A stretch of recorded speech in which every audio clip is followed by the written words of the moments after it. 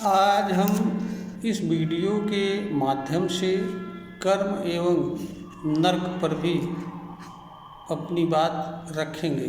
कर्म का अर्थ मनुष्य द्वारा जो कुछ भी कर्म किया जाता है वह सब कुछ मनुष्य का कर्म कहलाता है।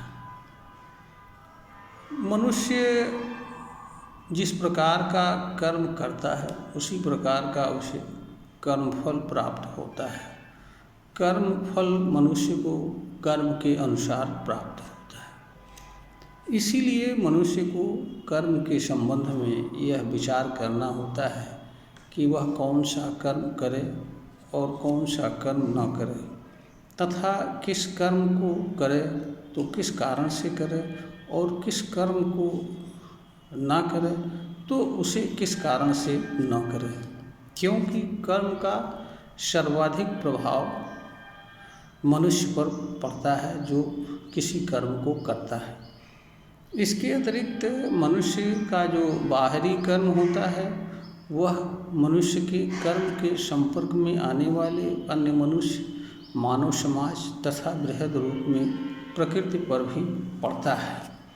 इसलिए भी किसी मनुष्य को कर्म करने का अधिकार तो प्राप्त है, परंतु उसे ऐसा कर्म करने का अधिकार नहीं प्राप्त है कि उसके कर्म के माध्यम से किसी दूसरे मनुष्य को पीड़ा एवं तकलीफ हो, क्योंकि किसी व्यक्ति के कर्म से जिस व्यक्ति को पीड़ा एवं तकलीफ होगी वह व्यक्ति भी बदले में उसे अवश्य कर्म के माध्यम से किसी प्रकार की पीड़ा तकलीफ देने का प्रयास करेगा।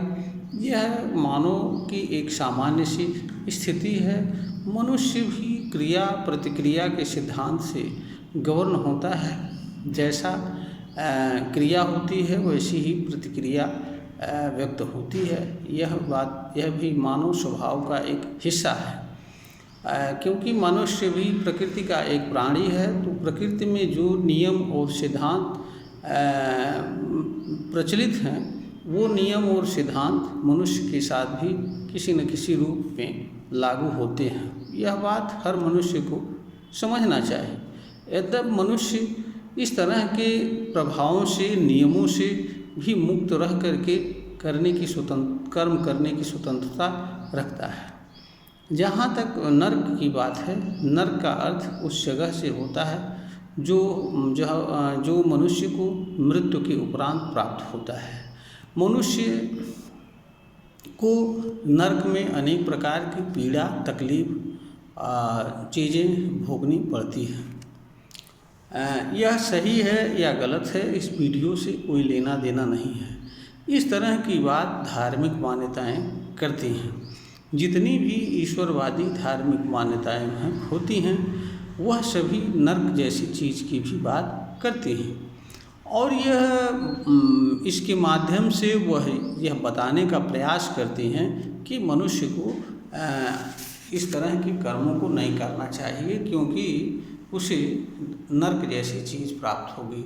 तो मनुष्य को मरने के बाद नर्क न प्राप्त हो, इसलिए वह यह बताने का प्रयास करते हैं कि अमुक अमुक तरीके के कर्म को मनुष्य को नहीं करना चाहिए।